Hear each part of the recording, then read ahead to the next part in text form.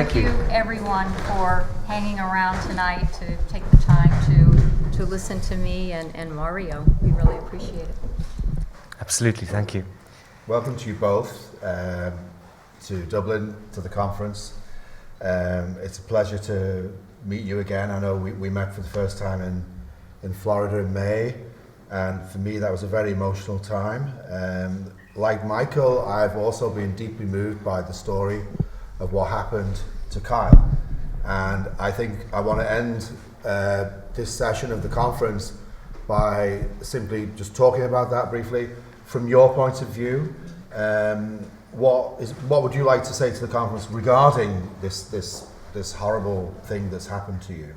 Well, I think Mario and I, we discussed it, and we thought, with Kyle's story, there's so many facets to it. And we would be here until tomorrow morning if we discussed every detail. We could talk about, the investigation, the problems that I had in Clearwater, and having a proper investigation of my son's death.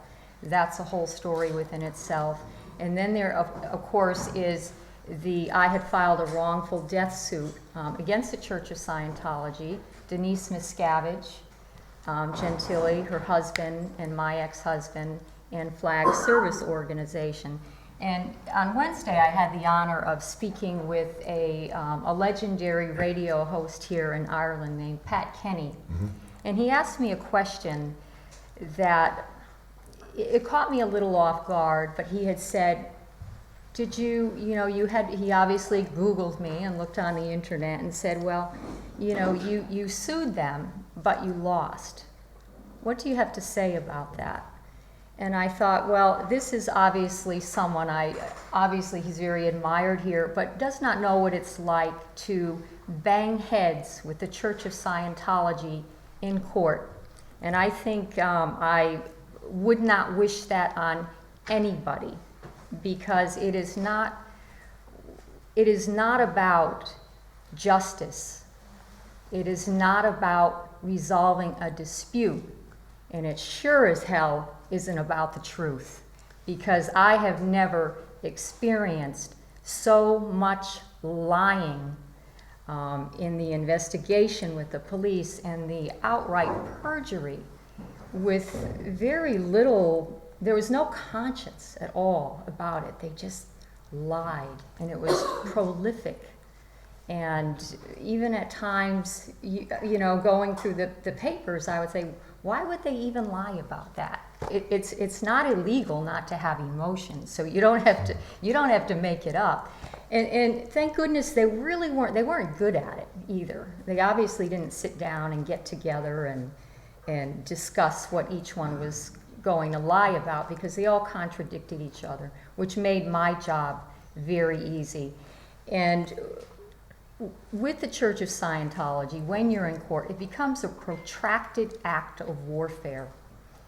It is about destroying you and who you are. If you're a mother just seeking answers and the truth for her dead child, it doesn't matter. They want to destroy you, and I cannot put enough emphasis on that. It does not matter. This is an organization, and I will call it a church, but they will ask you to check your soul at the door. They do not care. And my son was nothing more. I have more emotion and compassion for roadkill than was ever shown toward my child.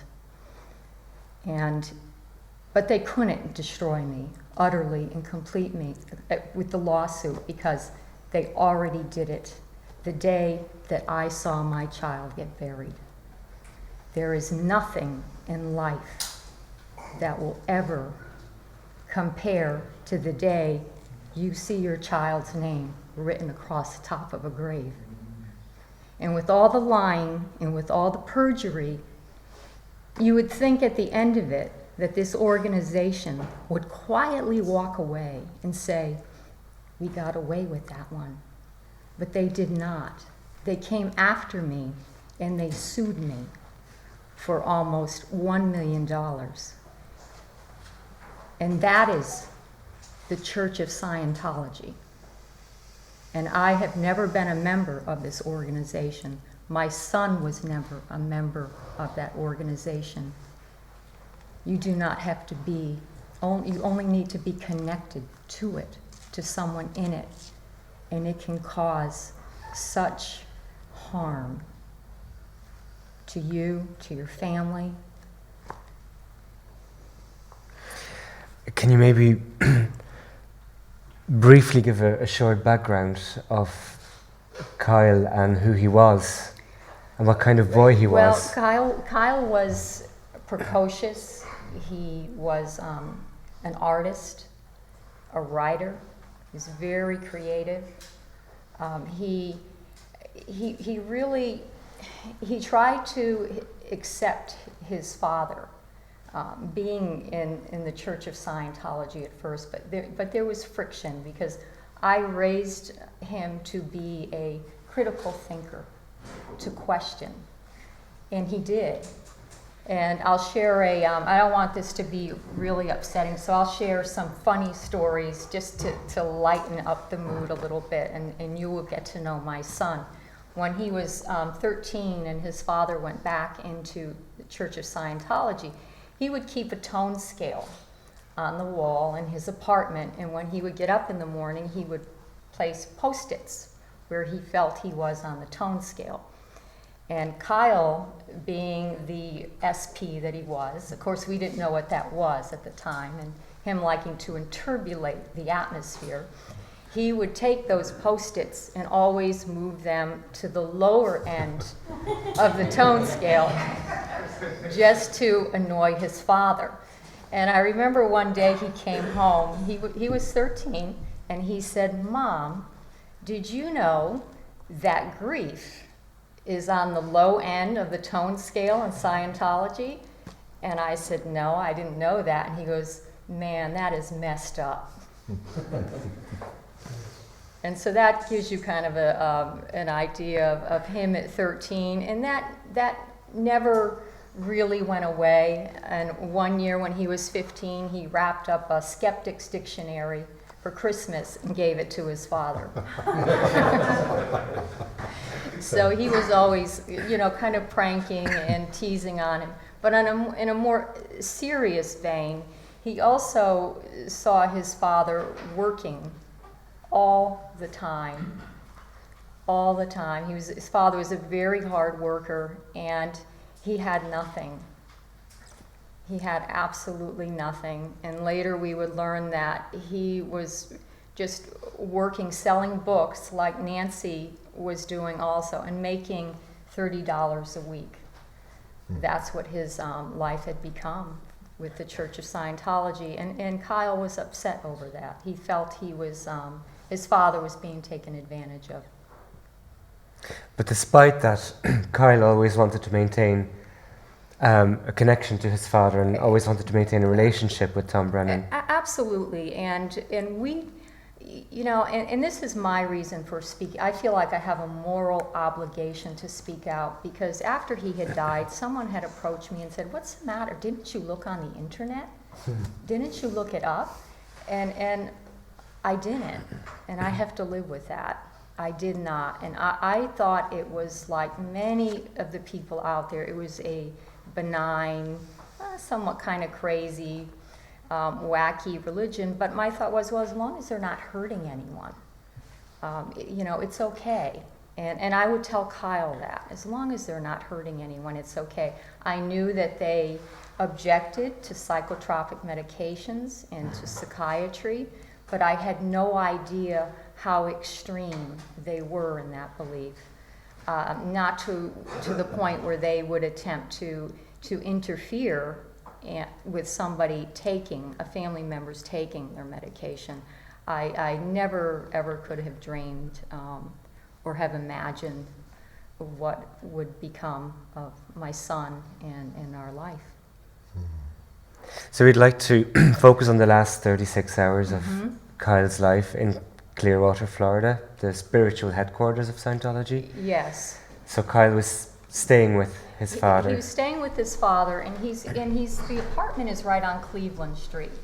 So you have, the Coachman building is right across the street, and you have an Office of Special Affairs is right across the street from the apartment. So he is right in that Scientology mecca. He is right there. And on February 15th, he died the evening of February 16th.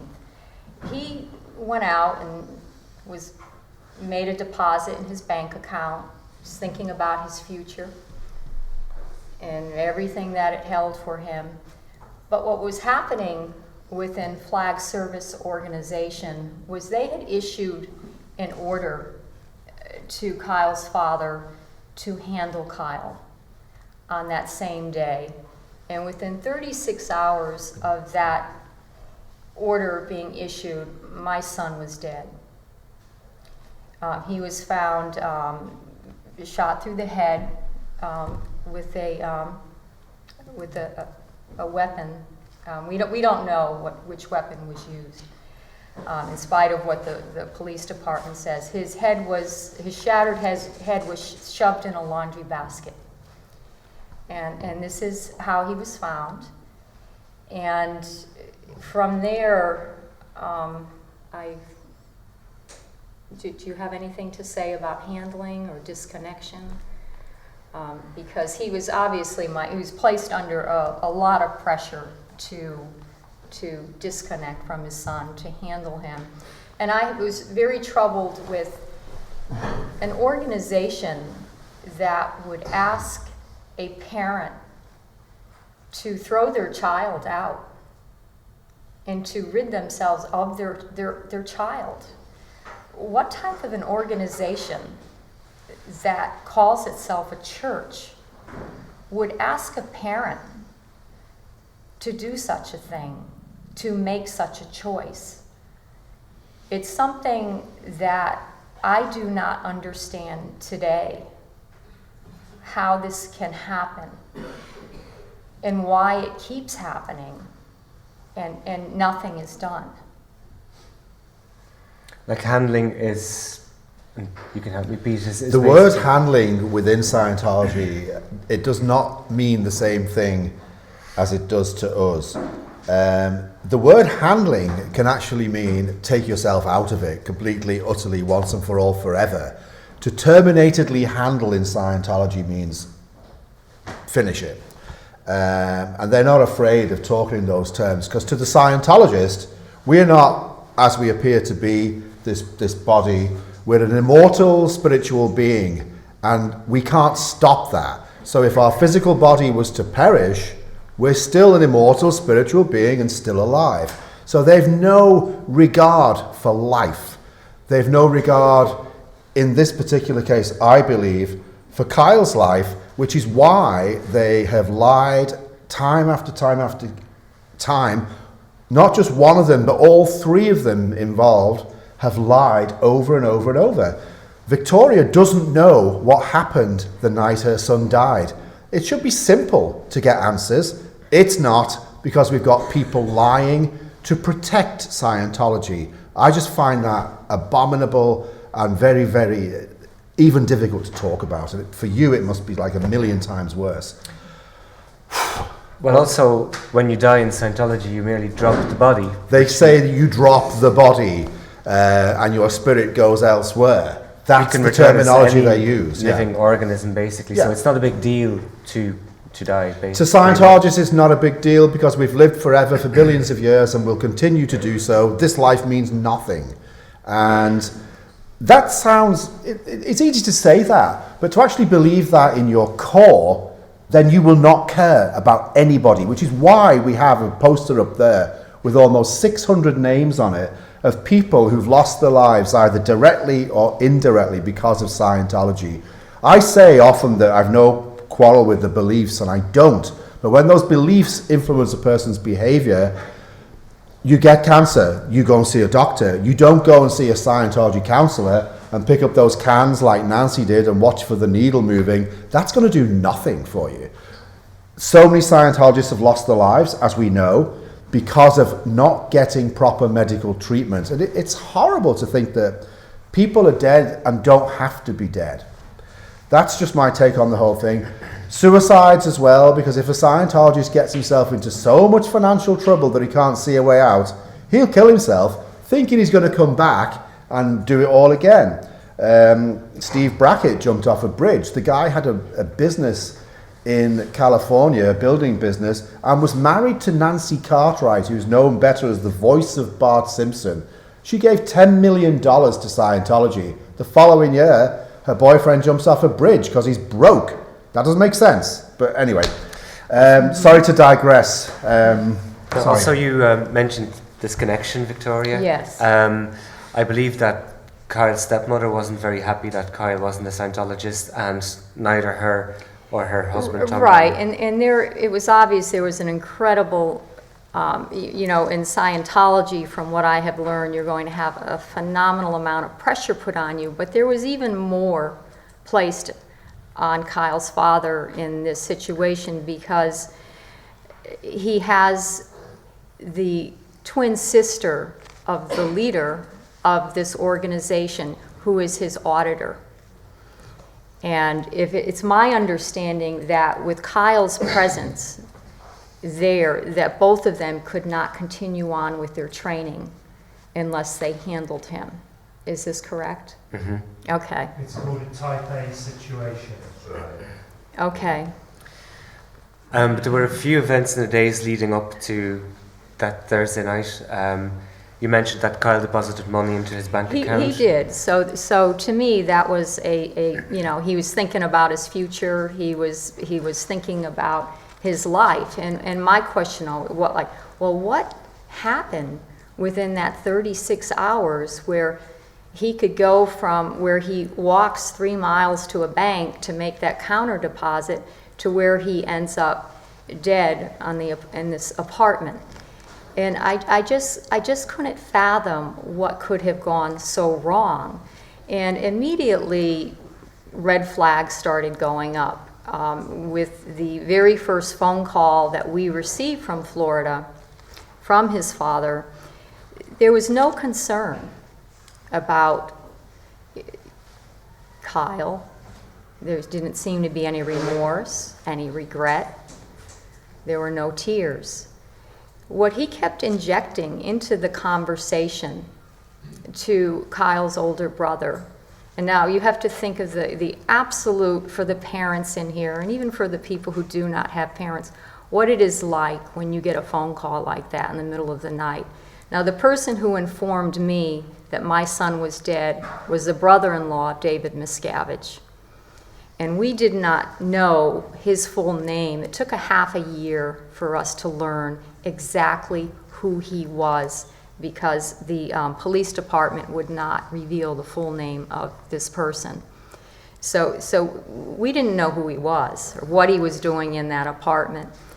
But the father, the only thing that he kept injecting into the conversation was, make sure that you tell everyone at the funeral, because people are gathering now at the home, and friends and family, is that the Church of Scientology is not involved in this. And that was the furthest thing from anybody's mind at that time. We're just trying to make sense of this tragedy. But it was an eye-opener. And Kyle had been gone for less than a week, and people and his friends, they were signing his guest book online. And they started to call the house. They said, we don't know what this is, but your son's name is showing up on a very strange website that we don't understand. And I had his brother look it up, and it was Operation Clambake. Now, I know everyone in here probably knows it, but can you imagine someone who knows nothing about Scientology, and you're thinking, what, clambake? What the heck is that? And someone, obviously, in Clearwater that evening didn't like how things came about. And they sent an anonymous tip outing Tom Cruise, citing him in the tip. And this will stay with me for the rest of my life. It's tragic death in downtown Clearwater. Kyle Brennan dies for the beliefs of Tom Cruise. And this is in 2007.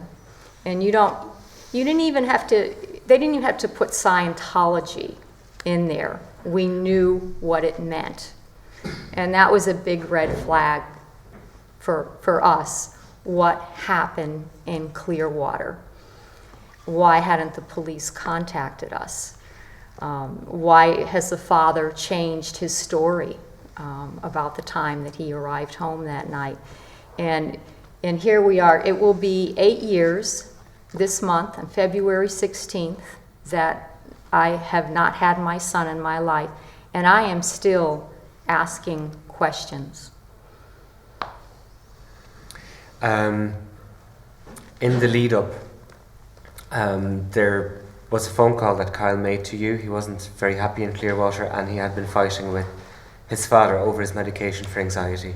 That is true. In the summer of 2006, he went to visit his father in Clearwater, and his take on it was that he was duped. That was his word. He was duped into going down there, and his father was very unhappy that he was taking medications, and there was a huge argument where he said that L. Ron Hubbard was anybody who would believe in anything L. Ron Hubbard would say has to be not the brightest bulb in the rack, to put it, and I hope I don't offend anybody, but it was something along that line that really did not make his Scientologist father very happy. And so there was some domestic quarrels, you could say, over Scientology at that time. And there was also an attempt to get Kyle into an Arcanon facility, which you weren't happy with? Well, yes. That was in the February, before he died. There was, I received a phone call from my ex-husband, and he said, well, I have someone who I want you to speak to. And it was someone by the name of Denise. I did not know her full name. I just knew that it was someone that my ex-husband talked about a lot and idolized. And at this point, I'm highly annoyed that someone wants to speak to me that I do not know, who thinks they know more than I do and what's best for my child. And so Denise comes on the phone, and she says, Victoria, I need to talk to you about your son. I think I know something that could help him. I think he would do very well in Narcanon. Now, you have to imagine, I don't even know that Narcanon is affiliated with Scientology. I do not even really know what it is, but it's explained to me it's a drug rehab facility. And in my head, I'm thinking, what are you talking about? Because Kyle was very anti-illegal drugs. So we get into a little lively discussion. I think it would have gotten, if I knew who she was, I think it would have gotten even a little more livelier at that time. But it didn't make sense to me at that time. I just thought it was, what are you talking about? I have no idea what you're talking about. I don't know what you mean. So I decided, I hang up the phone and I quickly go on the computer and Google Narcanon.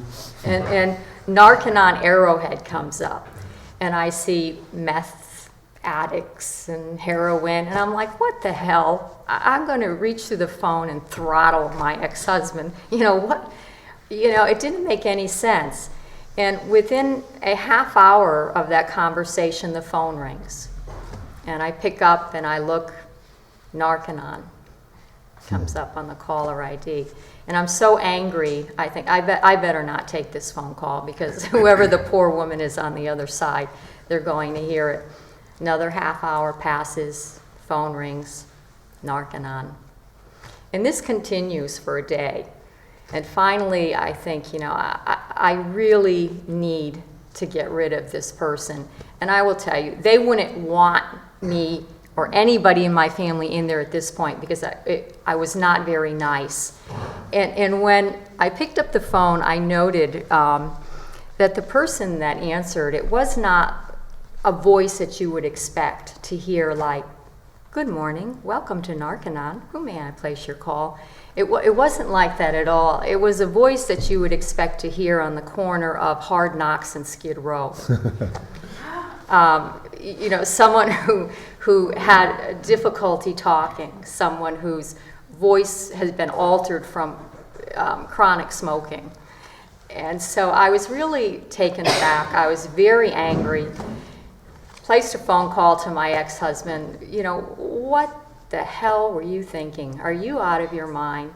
And then I got an explanation as to why they thought my child, my sweet son, my artist, my writer, should go to Narconon.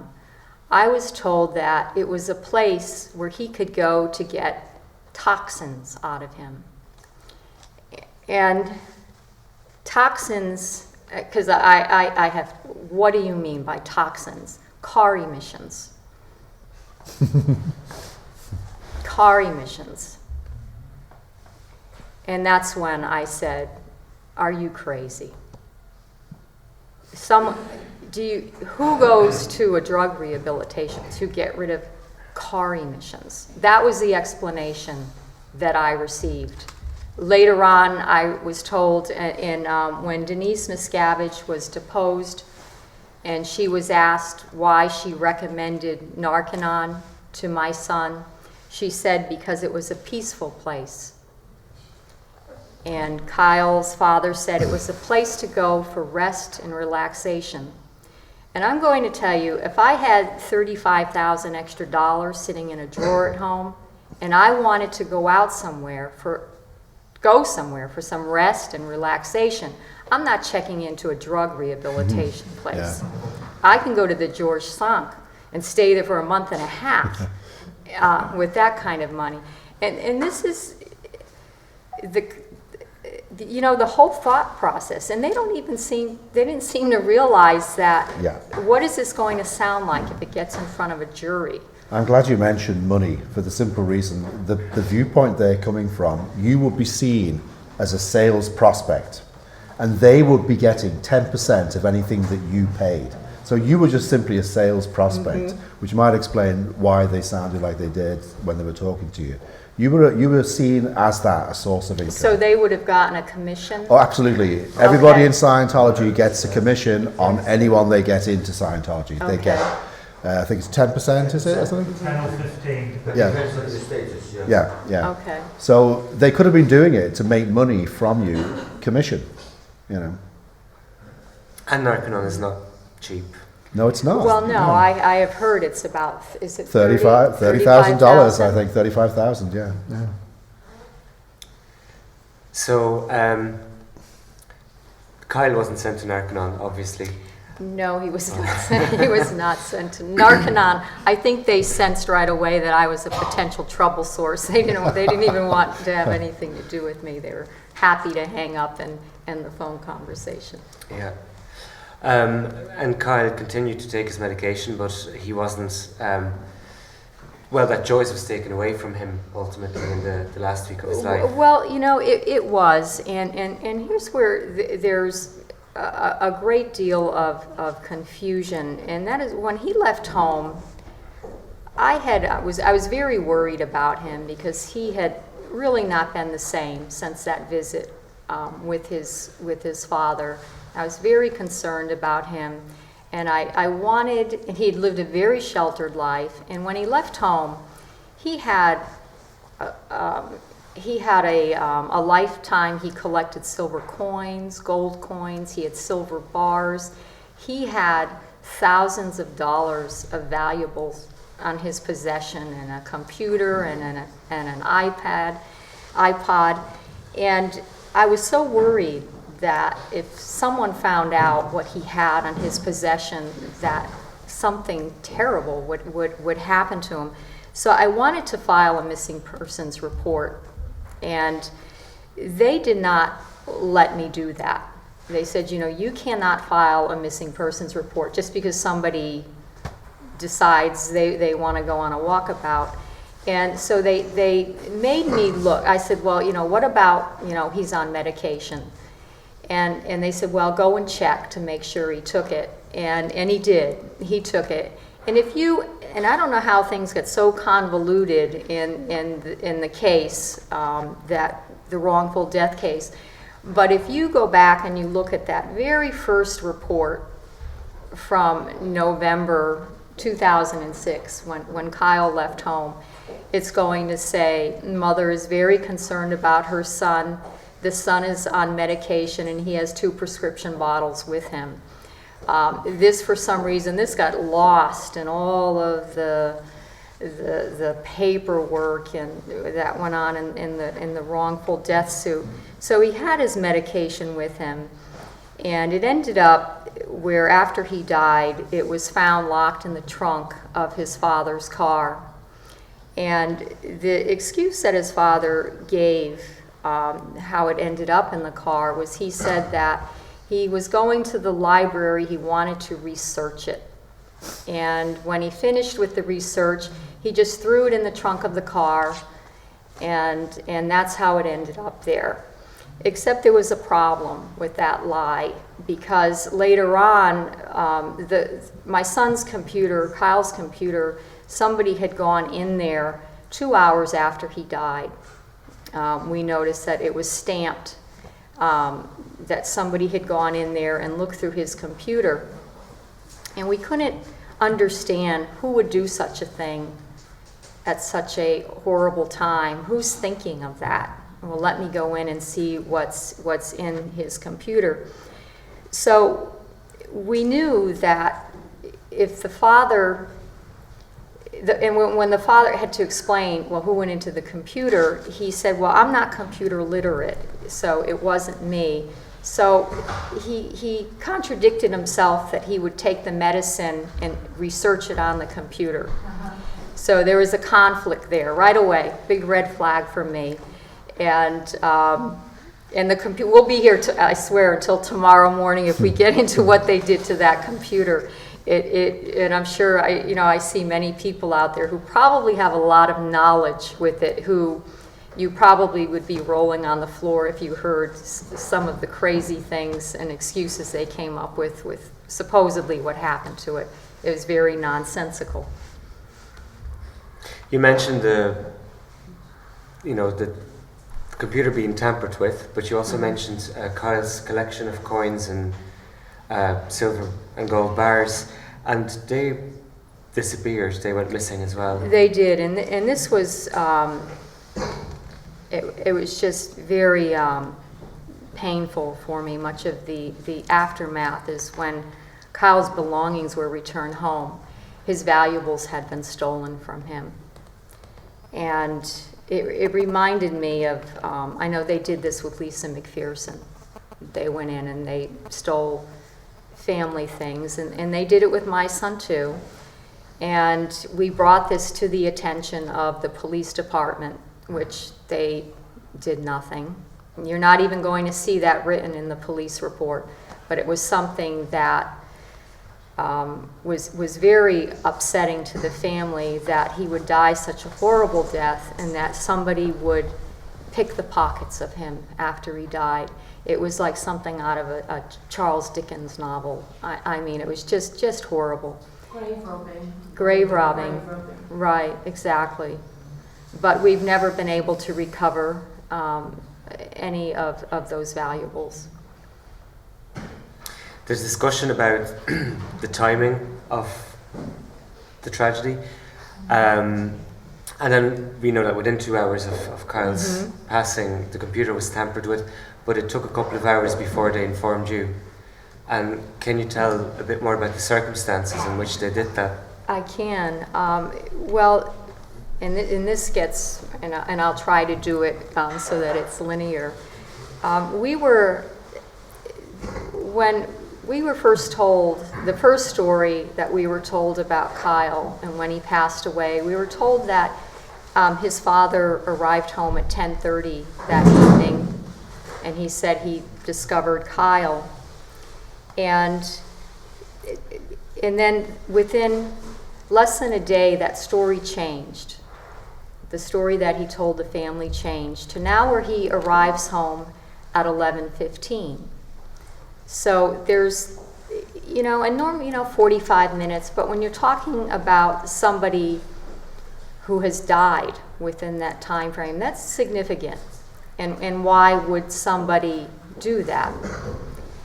And later, when a year and a half passed, and Denise Miscavige was questioned by the police, and she said that she gave a time alibi, and that Kyle's father arrived at her home at 11 p.m. that evening to borrow a book. And so that, of course, takes him away from the apartment. And I had always assumed that Kyle probably died at around that time because of that alibi that she had given. And I couldn't figure out why. I thought, geez, that's, so convenient. It's just too contrived. But how do you prove anything with that?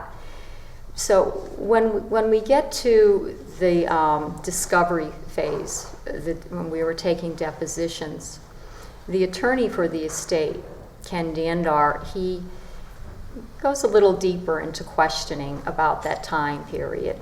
And so when he asks Denise in the deposition about the time, she said yes, it was 11 o'clock, he came to borrow a book, he only stayed for a few minutes, and it only took about 10 minutes for him to get home before he called me.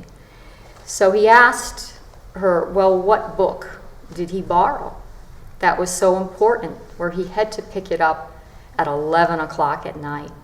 And she goes, well, it was a book about e-meters. And it was very important because he was studying, and very verbose details, very wordy. And so we have a time established. How long does it take to get from the Gentili home to the apartment? And so now we know it only takes 10 minutes.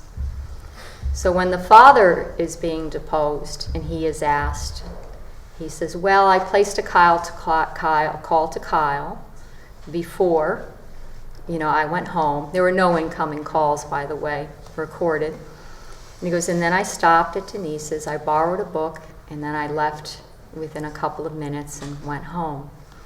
Well, what book did you borrow that was so important that you had to stop by her house at 11 o'clock? And he said, well, it was a book about electrical maintenance. And it belonged to Gerald, and I was doing a big job the next day and that week, and I had to learn about electrical work. So they didn't even get the book right. They were way off. But they did establish what time, how long it took to get to the apartment. And they all said, 10 minutes, I was there at 11:10, 11:15. When Denise was first interviewed by the police, she lied and said she never went to the apartment. She never even got into the car with her husband. She stayed at home because there was a fear it just might be too gruesome for her. So she never went. That story would change later on. But what the defendants in the case forgot to do, they were so consumed with establishing a time that would take them away from that apartment. They didn't take into consideration the time that they called for help, which was 10 minutes after midnight. So now we have all three of these people. We have Kyle's father, we have Denise Miscavige, Gentili, and we have her husband in the apartment with my son. I do not know if he's alive then. I don't know what is transpiring in that apartment. I just know that by their own admission, they are there. They are in there. And to this day, I would like to know what they were doing. Because the Clearwater Police Department did not help me in discovering that. The Clearwater Police Department helped Denise Miscavige Gentili. They made a decision that she was more important than my child's life and doing the right thing for my child. There were also some phone calls made that evening. Yes, that evening, we know that Kyle was alive at 10:30. It was something they obviously did not realize, is that his phone bill, of course, was coming home to me. And so when it arrived later on that month, we took note that he was placing phone calls 10:25, 10:26, 10:27 on the evening that he died. And when we looked into those phone calls, we noted that those numbers were to personal injury attorneys within that area, in the Clearwater area. And we called them and we spoke to the people. And one of them remembered a phone call coming in.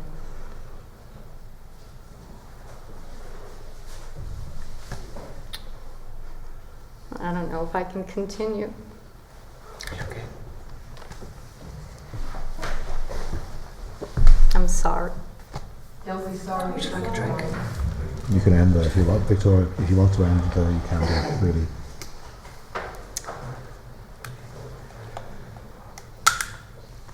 From a distraught young man saying, "Somebody, please help me." And those were the last words.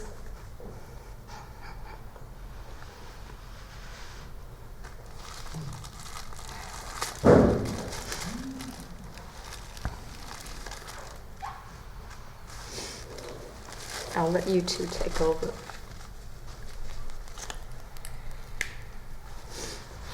I don't really know what to say.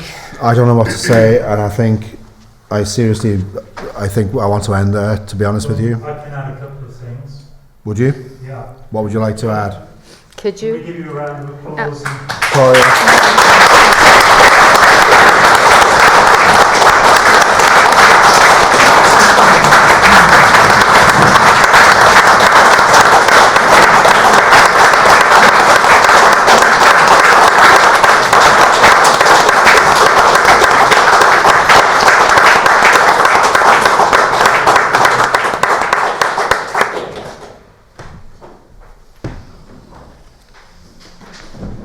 Would you like to come up?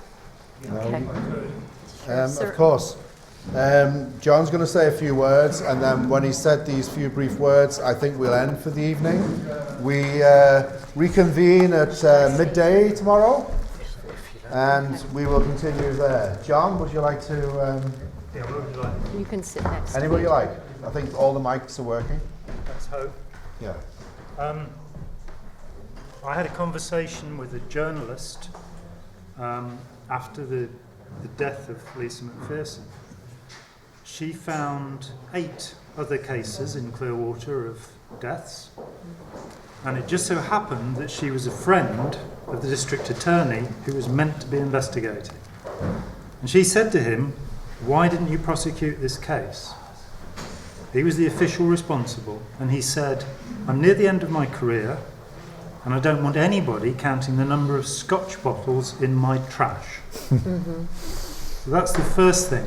The next thing is that while the Guardian's office were keeping Michael Meisner hidden from the FBI, there was a police lieutenant who was hacking into the FBI computers to find out what investigation was going on. And so you've run into this invidious situation where it needs to be said that there are corrupt police officers and corrupt officials in Florida. And until we can get some public feeling about that, basically Scientology has managed to either intimidate people or to overwhelm them. Right. You remind me tremendously of the case of Susan Meister. which is in my book, A Piece of Blue Sky. Susan Meister died allegedly from suicide aboard Hubbard's ship, the Apollo, in Morocco. I got interested in the story, so I phoned her father.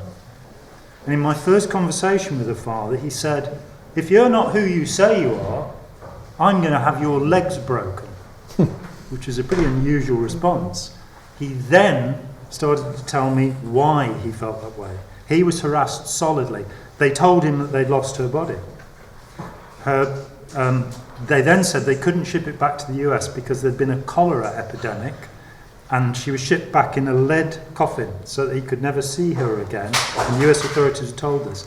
So exactly as you say, rather than saying, this is an awful tragedy, how can we help you, we're a religion, what they're actually doing is making you the target and attacking you. Mm-hmm. Yeah. So it's whatever we can do about that to is. change that, so that it doesn't happen again. You know, those 600 names, people like poor Noah Lottick.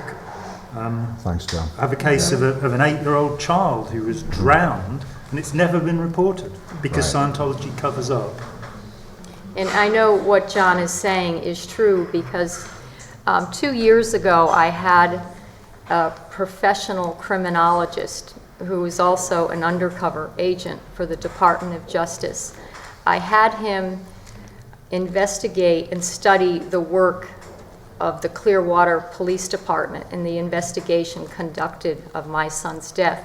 And his conclusion after studying the police report that the investigation of my son's death was a farce, and it was intentionally tanked, and that it was obvious there was a conflict of interest between the detective in charge, and there was an obvious link to the Church of Scientology.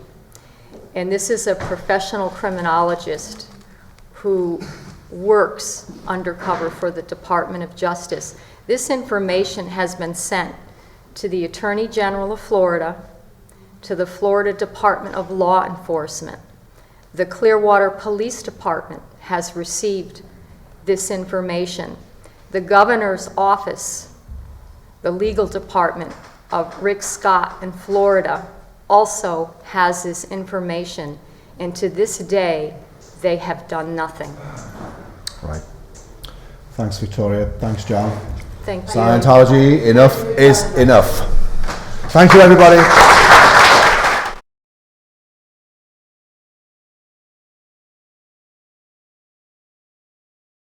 You were not there!